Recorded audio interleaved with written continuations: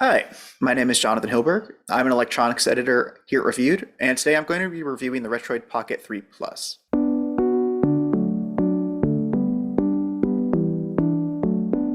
What is the Retroid Pocket 3 Plus? It's a handheld Android-based gaming system. Here are the specs. It starts at $149. If you want a more complicated colorway, ours was clear purple, expect to pay $5 more. It features a Unisoc Tiger T618 processor.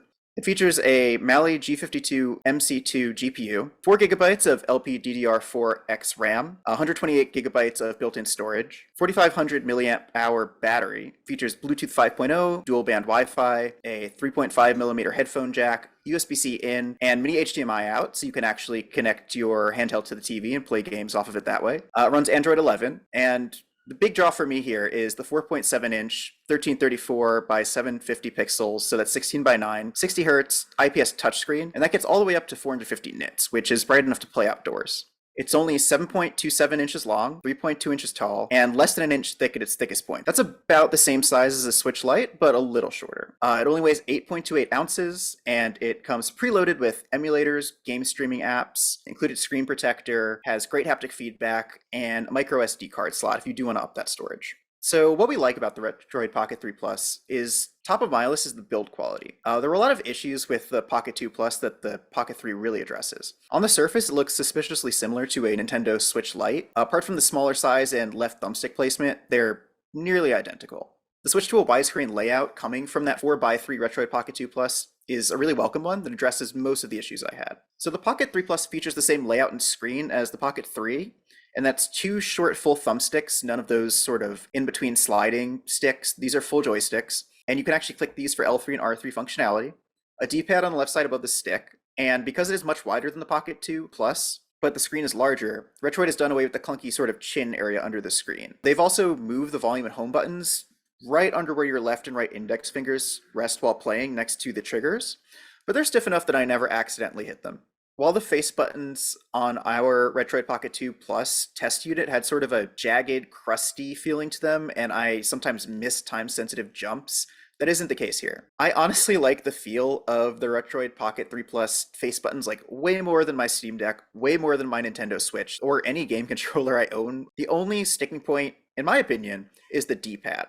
While the face buttons are great, the D-pad is just sort of mediocre. It's very shallow and clicky, and it's hard to hit those, in between diagonals, and I had a lot of trouble pulling off fighting game combos with it. Another big plus in my book is the colorful screen. Because it's 4.7 inches, it's IPS, it's really deep contrast and rich colors, it just looks great. Despite being the same size as an iPhone screen, it's not AMOLED, but it's still fantastic. And that's in part due to the sort of glossy finish that Retroid has put on it. Brightness range has also been expanded considerably. Like I mentioned, 450 nits is very bright. You could comfortably play that outside. I was already able to play the 2 Plus outside, and this is much brighter. And it goes nearly to black when you set the brightness to minimum, which means you can play in the dark. The biggest selling point coming from Retroid is that the Pocket 3 Plus, they claim 50% faster than the Pocket 2 Plus and the Pocket 3, which use the same chipset. Everything has been clocked higher, from the processor to the newer GPU to the RAM, and you get 4 gigabytes of RAM instead of 2. I couldn't quantify whether the increase was exactly 50%, but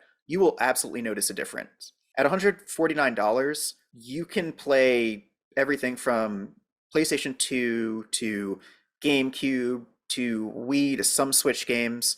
Don't expect 100% perfect playability across the board, but things like Kingdom Hearts, both Persona 3 and 4, Devil May Cry 2, and a lot of other games just ran perfectly. Most of those would just not run at all on the Pocket 2 Plus or ran at 15 FPS and were basically unplayable. One of the biggest improvements in my book is that Retroid has upped the internal storage to 128 gigabytes. That's likely more than enough for most people, especially if you only want to play older games. PlayStation 1, PlayStation Portable, which now fits natively on the 16 by 9 screen, older 2D games, you will be able to fit pretty much everything. You might not even have to buy an SD card. The things I don't like about the Retroid Pocket 3 Plus are that the ergonomics are a little bit funky. It's kind of short. I wish it was a little taller. When playing, my pinkies kind of dangle at the bottom. And if you tuck those up, you'll actually cover the downward firing speakers. Retroid had to move them to the bottom of the unit once they took that chin away. They get pretty loud, but because of their location, even if your fingers aren't over them, they sound a little muffled and obstructed. They moved the volume rocker and home buttons to the outer edges. That makes them kind of more annoying to press while gaming. They're not in the optimal location. And the new combined select start rocker on the very top of the unit, it's one button that does both depending on where you press it. Doesn't really make sense to me. It should have been two buttons. It's also not intuitively placed, and it's not good for menu heavy games. The decision to move the D-pad above the left thumbstick is also kind of baffling, I feel like, because you're going to be playing more 3D games than 2D games on the Pocket 3 Plus. It's not uncomfortable, but it feels a little less than optimal if you're using that stick based on where your hand is. Finally, the thing that kind of bugs me about the Pocket 3 Plus doesn't have to do with the product at all. It's about Retroid. Their release cadence is just crazy fast. The Pocket 2 Plus, Pocket 3, and 3 Plus were all released in 2022. The Pocket 3 Plus is a good product overall. It's priced well at $149 for what it does.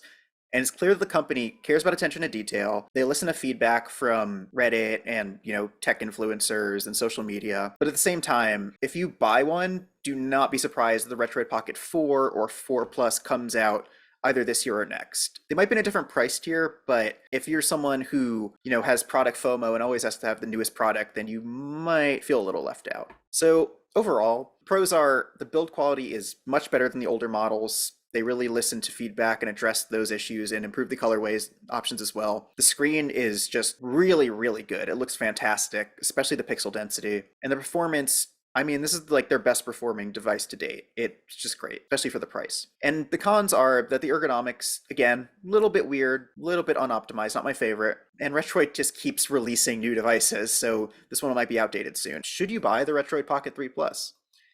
Yes, unless you already have a 2 Plus and you're happy with it, and I have seen some people who have both. Retroid Pocket 3 Plus is slim, true to its name. You can just slide this into your pocket. It's great for portability, fixes all the problems I had with the previous model.